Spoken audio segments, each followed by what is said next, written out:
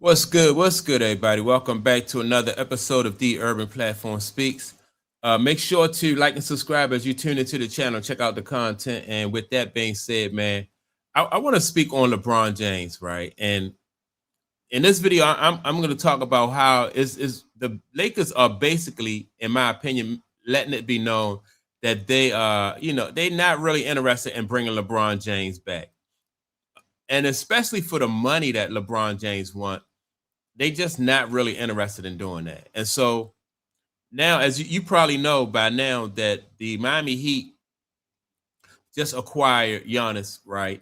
And so now some people are saying LeBron James might be joining Giannis in Miami, right? And so everything in my everything is just looking is pointing towards LeBron James not being in LA next year, right? And so I was listening to what was it, Dreamers Pro. Shout out to Dreamers Pro podcast, and he brought up some things about LeBron James on his podcast that I want to react to. A lot of which I agree with. So here we go with Dreamers Pro.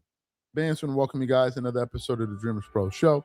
We cover everything from sports, hot topics, classic debates, entertainment, and we give you guys a fresh perspective on things and how we see them. So let's get straight into this news here. We got some fantastic news for y'all. As you guys know, I can't even tell you the amount of shows we've done talking about LeBron's potential return to the Los Angeles Lakers. And there are different people that want different things. LeBron fans want whatever LeBron wants. And if that means LeBron gets paid $50 million, Austin Reeves gets left with the scraps and a few other players they bring back Luke and a few other pieces, that's fine because they already have their default excuses in place, which is going to be one, Rob Pelinka didn't build a good enough team around him, which is what he alluded to on his show. And then they'll be like, oh, what do you want from him? He's 42 years old, right?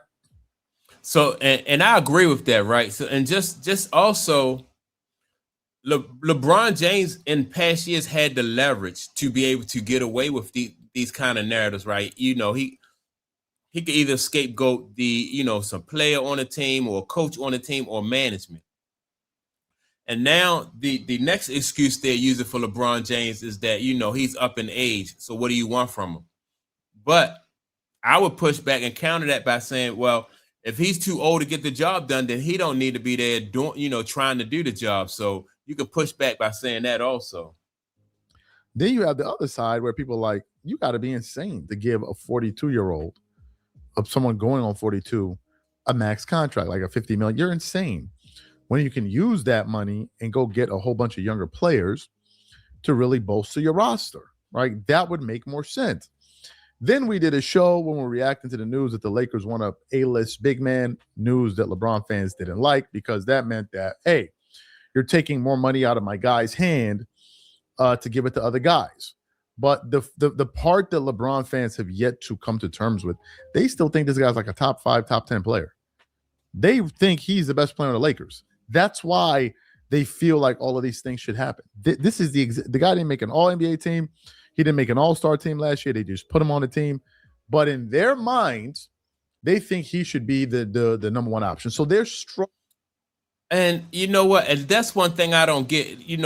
People that know about basketball and know you watch basketball all the time, no way you can think that LeBron James is a top, like he's a top 5, top 10. I wouldn't even put him at top 15, in the league.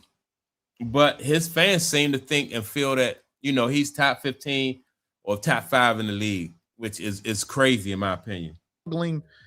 They're struggling with coming to terms with that reality.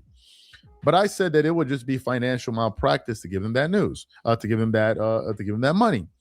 Then I began to say that, look, I had a feeling that LeBron was going to return to the team. I've been saying that to the chagrin of some diehard Laker fans.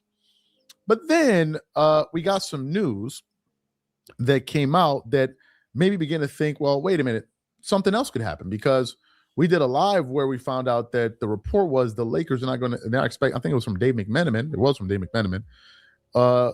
Expected to offer LeBron nothing in the ballpark of a max deal.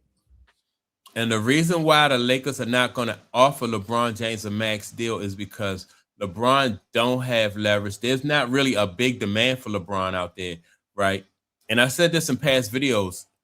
Cleveland already let it be known that they don't have a lot of money for LeBron James. They said something like $3 million. And LeBron James want way more than $3 million, right? So Cleveland already let it be known, and none of and any of the good teams don't really want to bring LeBron in. They don't need to bring LeBron in. So LeBron James, his best bet, his best option is to hope that the Lakers, offer him, close to what he's asking for. That way, he'll be able to save himself some embarrassment, And that's when LeBron fans begin to come to reality. But then this morning, I got a bunch of reports here that I want to get into. But essentially, it looks like LeBron James and the Lakers might be heading for a split. And he may be on his way out because things are not going to work out the way that he probably intended them to. But before we even get into these various reports here, today's video is brought to you by a sponsor. All right, so let me skip over this.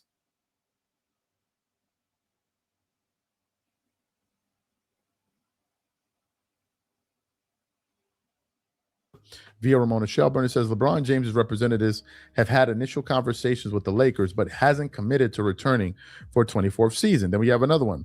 It says LeBron James's free agency, NBA executives are split on if the Lakers or Warriors are best fit. It then went on. The intrigue about LeBron's pending free agency. Now, let me say this about they're split on whether the Lakers and the Warriors are best fit. Just the fact that he's looking at a team like the Warriors, an old team, just to let people know that, there's not a lot of demand out there for LeBron James. He want to connect himself to Steph Curry because Steph Curry is a winner. But Steph Curry and the Golden State Warriors, that's an old team. Everybody on there is old and beat up. So that's why now that Giannis right now is, him and Bobby Portis are down in Miami. And so now he wants to be connected with that to make it seem like, they're building a super team. When again, and I'm going to do a video about, Miami and Bobby Portis and Giannis. I'm not really impressed with that roster either. But I just think that LeBron James is just trying to control the narrative, but throwing his name in a hat or throwing different teams out there so it'll look like, there's a demand for him when really there's not. I don't think that he's fooling Rob Pelinka or the Lakers. And I think that they know that I know that they know they have the leverage this time. He won't reach the same level as when he infamously announced his plans to take his talent to South Beach on ESPN. Nonetheless, an informal sample of an NBA executive assistant coaches and scouts have mixed opinions on whether James will stay with the Los Angeles Lakers and play with Luka Doncic. They have a mixed outlook on whether James truly would consider joining the Golden State Warriors and if he could win an NBA championship with Stephen Curry and Draymond Green. Fadeaway Wall spoke to a rival executive assistant coach and scout for more perspective on the outlook of James's future. Editor's note.